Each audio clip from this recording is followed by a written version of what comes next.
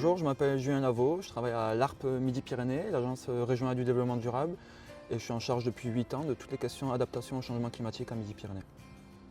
Bonjour, je m'appelle Philippe Dandin, je travaille au Centre national de recherche météorologique.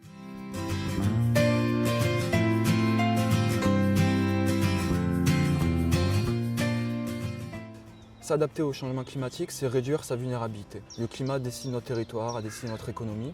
Depuis ces dernières décennies, toute l'évolution technologique mise en place à travers les engrais ou l'irrigation par rapport à l'agriculture ou d'autres actions qui ont été mises en place dans d'autres domaines économiques ont permis de se désadapter indirectement, c'est-à-dire de prendre en compte le climat d'une façon plus stable. Aujourd'hui, le changement climatique questionne notre modèle économique et nos activités économiques sur le territoire qui, elles aussi, sont vulnérables et ont une flexibilité beaucoup moins importante que notre flexibilité à nous tous, c'est-à-dire pouvoir mettre un manteau au lendemain. La question de l'adaptation demande une approche très locale. Jusqu'à présent, les travaux scientifiques qui ont été menés au niveau national ont plutôt répondu à des questions d'ordre très commun. Quel est l'impact du changement climatique, quelle est l'évolution de nos températures, comment évolue la forêt française. Sauf qu'aujourd'hui, nos territoires ont besoin d'avoir une information beaucoup plus locale et beaucoup plus adaptée au contexte pour pouvoir apporter une information aux décideurs et aux acteurs économiques afin de prendre les décisions qui s'imposent à eux. Le projet Viaduc, c'est l'interaction entre les acteurs économiques et le monde de la recherche. Aujourd'hui, il est plus que nécessaire de les réunir et d'apporter ensemble une solution à notre enjeu planétaire.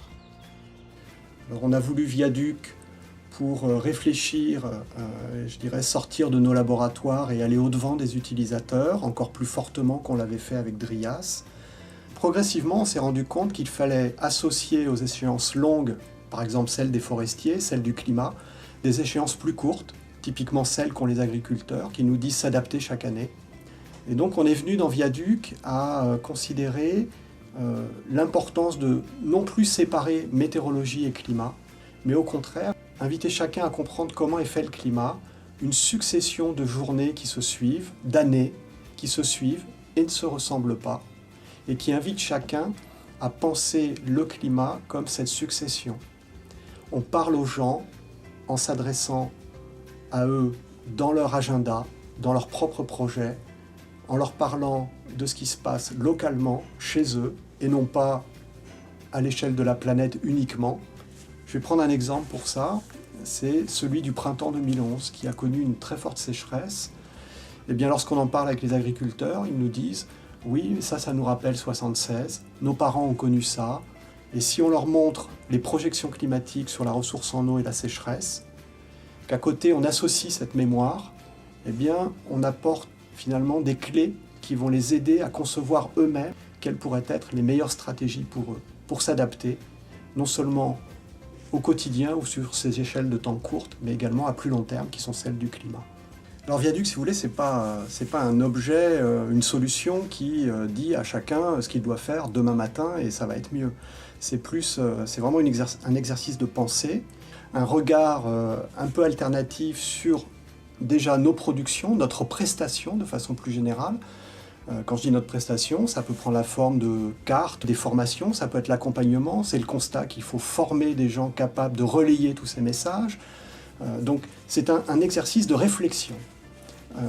Pour les utilisateurs, je pense que le bénéfice de Viaduc, c'est l'obligation d'une mise en perspective.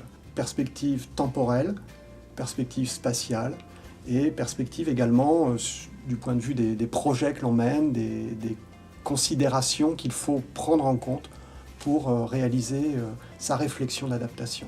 Sur les parcs naturels et régionaux, cette approche a été faite avec les acteurs de la forêt, les acteurs de l'urbanisme et les acteurs de l'élevage. Et ça a permis de montrer quel était le questionnement qu'avaient les acteurs économiques au niveau de la recherche et quelle était l'information qu'ils avaient besoin au niveau de la recherche, qu'elle soit climatique ou non, pour pouvoir eux-mêmes s'emparer de cette question et s'adapter comme ils le doivent. Tous les acteurs économiques n'ont pas la même prise en compte du changement climatique de leur activité.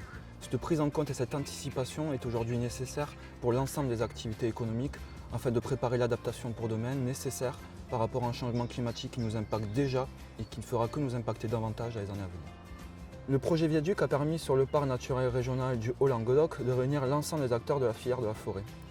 Ainsi, aujourd'hui, un outil est en cours de création pour permettre à tous les acteurs de la forêt, notamment les conseillers forestiers, d'avoir la connaissance et l'outil nécessaire à l'apport d'un conseil adapté aux propriétaires forestiers.